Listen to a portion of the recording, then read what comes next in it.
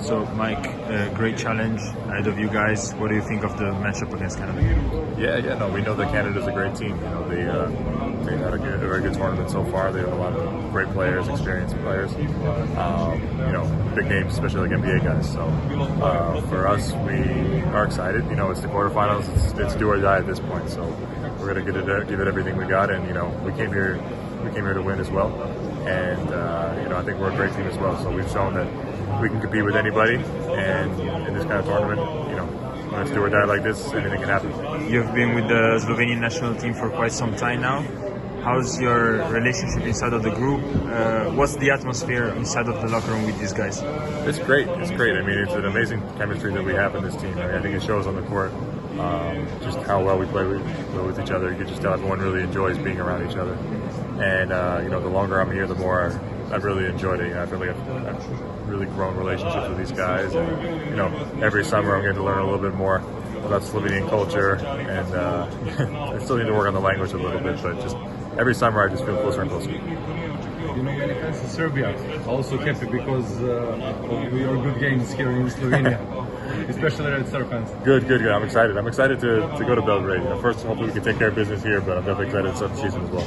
Any message for fans? Yeah, definitely. Like I said, I'm excited to get the season started there. I've heard just amazing things. Played a couple games there as well, so I know the fans there are just the best in the world. So I really can't wait. Now, speaking about national teams, did you follow Serbia also? You maybe playing second. Yeah. I've been trying to follow every team, and obviously Serbia is a great team, very talented team.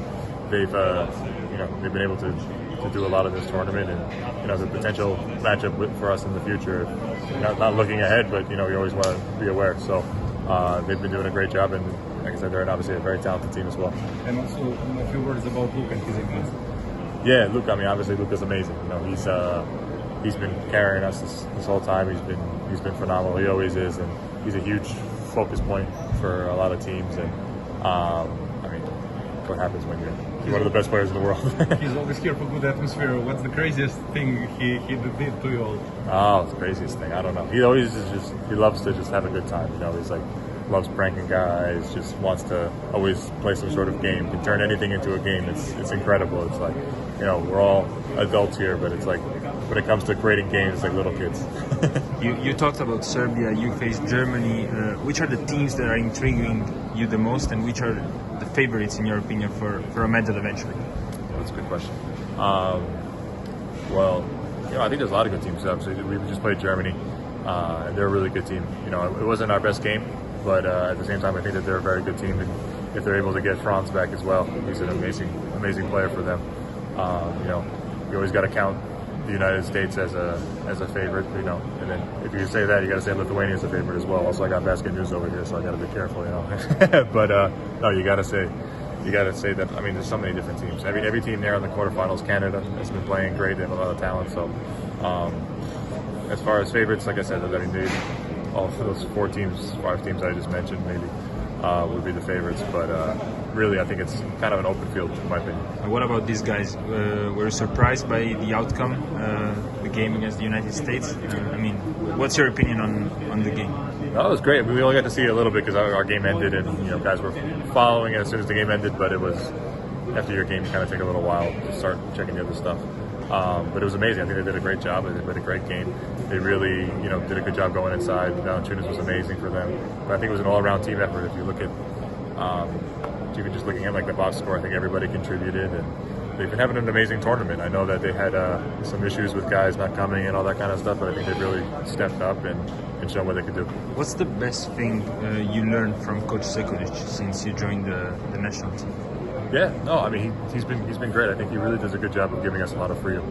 I think he really tries to put us in positions to do what you do best. He kind of takes the best of what everybody does and tries to put them in a position to succeed on the court, and he just gives you as much confidence as possible, which is something that's, I think, really important for a coach to do to his players. You have a chance to meet Luka every summer, basically. Did you notice any significant difference in his personality, in his mindset coming to this summer? No. Maybe I would say that I felt like as though he was maybe a little bit more, rested. I think that, obviously maybe it wasn't the best outcome they wanted in Dallas this year to go out early and not going to the playoffs, but I think for him, he looks fresh, he looks in shape, and I think he's taking, to me, from an outside perspective, he really seems to be taking his body, taking care of himself a lot more serious this summer. You can tell in his nutrition, you can tell by how he looks. He's in a lot better shape, and I know he's got a lot of guys, around him, but really, to me, I see a big step forward in that part of his professionalism. Yeah. How his nutrition looked like before, let's say, previous summers and right now? No, I'm not saying that, anything like that, but just he seems to be more conscious of that. I can't give I don't have any specific examples that come to mind, but definitely seems to be more focused on that kind of stuff. Is he also fresher physically or also mentally? To me, it seems both. It seems both. I mean, I've said it before to like friends and family. I can't imagine what it's like to be someone with that level of fame. It's got to be tough when constantly everyone's asking you questions, asking for something, all this kind of stuff. So I think maybe for him to be able to get a little break from that was probably refreshing. He still plays video games? Yeah, for sure. In Okinawa, we had the players' lounge, and he was always down there playing 2K. Him and Jakob Lazic were always playing. So just kind of funny when one of them's Dallas. Mike, in this World Cup, we've seen a lot of great performances from naturalized player. Of course, you with Slovenia, Rondell Jefferson with Jordan, Thomas Woke up with Greece. Considering also the case of Lorenzo Brown with Spain, which is, of course wasn't here with the national team. Do you think this will become like unusual stuff in the future for all national teams? Do you believe eventually in the future we will see at least one naturalized player for each national team? I think it's I understand like both sides of the rule.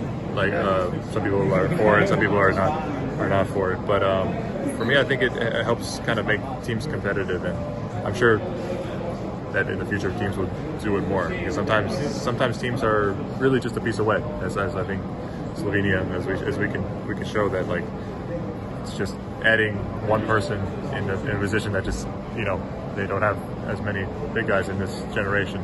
So I think it can make a big difference. It makes it competitive, and for me, I think it helps small countries compete. Thank you. Thanks, Mike.